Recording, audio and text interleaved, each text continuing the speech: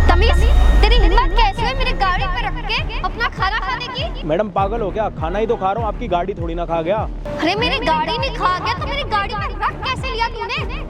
तो गौरी का आदमी मुझसे जुबान लड़ा रहा है। एक तो मेरी गाड़ी पे खाना रख के खा रहा हूँ, ऊपर से मेरे से बदतमीजी कर रहा है। मैडम आपका ना कुछ ज्यादा ही हो रहा है। मैं आपको कह रहा हूँ मेरे से तमीज से बात करो, क्योंकि मैं आपसे बहुत तमीज में बात कर रहा हूँ। अगर आपको बदतमीजी करनी है ना तो आप मुझे ही बता दो, मैं भी आपके साथ उतनी ही बदतमीजी करूंगा। अच्छा, अब तू मुझसे जुबान लड़ाएगा? तू जानता भी है मैं कौन हूँ? तुझे पता है मेरी 20 लाख की गाड़ी पे रख के तू खाना खा रहा है। अगर उसके ऊपर गलती से छोटा सा भी स्क्रैच आ जाता तो उसके पैसे तू भरता।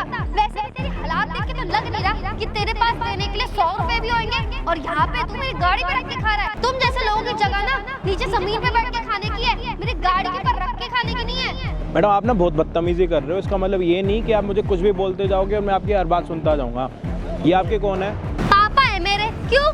अरे अंकल, आप कम से कम अपनी बेटी को तमीज तो सिखाओ। अरे बेटी को तमीज सिखाया हूँ, इसलिए उसने तमीज से तेरे गाल पे सिर्फ एक चांटा दिया है, समझा? अगर मेरा ईगो हर्ट हुआ होता ना तो मार फेट से मुंह फाड़ देता। एक तो थार पे रख के खाना खा रहा है, ऊपर से जवान लड़ाए जा रहा है। बाप भी बदतमीज और बेटी भी बदतमीज, संस्कारी वैसे मिले होंगे ना।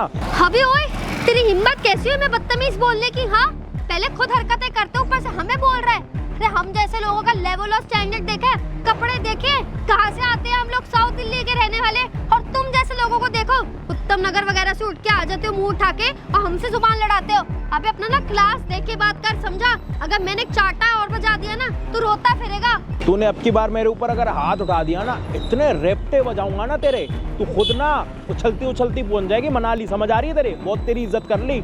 लड़की हो ना, लड़की होने का फायदा मत उठाओ, नहीं तो 2 मिनट में अगर भूल गया ना कि तू लड़की है, तेरे को और तेरे बाप को दोनों को सीधा कर दूंगा। बहुत तमीज से बात कर ली, चुपचाप निकल रहे हो यहाँ से। नहीं तुझे पता भी है हा? मेरी बेटी कितनी बड़ी कंपनी में जॉब के लिए आई है, इंटरव्यू देने। अगर उस कंपनी के सिक्योरिटी गार्ड को बुला लूंगा ना तो मार चपेट से मुंह फुला देगा, बदतमीज इंसान। अच्छा, तू और तेरा बाप इस कंपनी में इंटरव्यू देने के लिए आए हो? बढ़िया। कंपनी में आने से पहले कुछ पता करा था? हाँ हाँ, अच्छे से पता है। वहाँ के जो सीईओ है ना, यहाँ के बहुत बड़े कंपनी के मालिक है वो। अरे एशिया में टॉप 10 में आती है वो कंपनी, और आया तू बोल रहा है। अबे तेरे को पता भी नहीं है? अरे बहुत से बड़ी पहचान होगी ना, जॉब लग गई मेरी। अरे तुम जैसे नमूनों को ना ऐसे साइड कर दूंगी मैं, ऐसे। अरे बेटिया छोड़ना, कहाँ भूखे नंगे लोगों से बहस कर रही है हा? बात तो बड़ी बड़ी कर रहा है, लेकिन अपनी गाड़ी पर रख के खाना खा रहा है, बेशरम इंसान। अरे सर, आप यहाँ पर क्या कर रहे हो? 2 क्लाइंट्स आए हुए हैं आपसे मीटिंग करने के लिए। सर? अरे सर, यही तो है जो मीटिंग करने के लिए आए हुए हैं। इसका मतलब हम जिस कंपनी में इंटरव्यू देने के लिए जा रहे थे पापा, तो उस कंपनी का सीईओ अजय ढिंगरा यही है? Sir we are really very sorry sir, हमें तो पता ही नहीं था कि आप इतनी बड़ी कंपनी के सीईओ हैं। अगर हमें पता होता ना तो हम कभी भी ऐसा बदतमीजी नहीं करते। वो क्या है ना सर, वो जैसे गरीब लोग मुंह उठा के ना कभी और गाड़ी को ना खराब कर देते हैं, तो मेरे को ना इस गाड़ी से कुछ ज़्यादा ही प्यार है, तो इसलिए मैं थोड़ा पॉजेसिव हो गई थी गाड़ी को लेके। आप देखिए सर, मेरी बच्ची है, नादान है, गलती से इसने आपको थप्पड़ मार दिया। इसकी भूल चूक को माफ़ कर दीजिए सर, और अपनी कंपनी में मैनेजर का पोस्ट कम से कम दे दीजिए। यार गिरगिट भी ना इतनी जल्दी रंग नहीं बदलता जितनी जल्दी ना तुम बाप बेटी ने रंग बदला। पता, ये थार जब तुम लोगों ने लगाई थी ना, मैंने तभी सीसीटीवी में देख लिया था। और तुम्हें पता है, इंटरव्यू लेने का ना मैंने नया तरीका निकाल रखा है। अगर आप, हमारा काम किस चीज़ का है? सेल्स का। अगर हम लोगों से अच्छे तरीके से बात करेंगे तभी तो हमारी कंपनी ऊपर उठेगी ना। लेकिन तुम्हें तो नॉर्मल पब्लिक गरीब लगती है। अगर तुम गरीबों को डील ही नहीं कर सकती तो तुम्हारी हमारी कंपनी में जगह तो मुश्किल है ना रखना। और रही बात मैनेजर बनाने की, मैं तो अपनी कंपनी का ना तुम्हें पियोन भी बनाऊं। सर प्लीज सर, माफ कर दीजिए सर, ऐसा मत कीजिए। मैंने इसके लिए ना बहुत प्रिपरेशन कर रखी थी इंटरव्यू के लिए। सर प्लीज, मेरा सपना था इस कंपनी को ज्वाइन करना सर।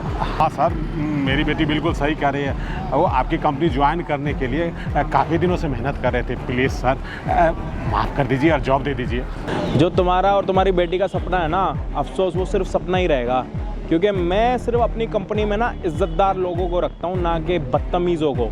और जिसकी बेटी बदतमीज़, जिसका बाप बदतमीज़, उसकी तो कोई वैल्यू नहीं है मेरी कंपनी में।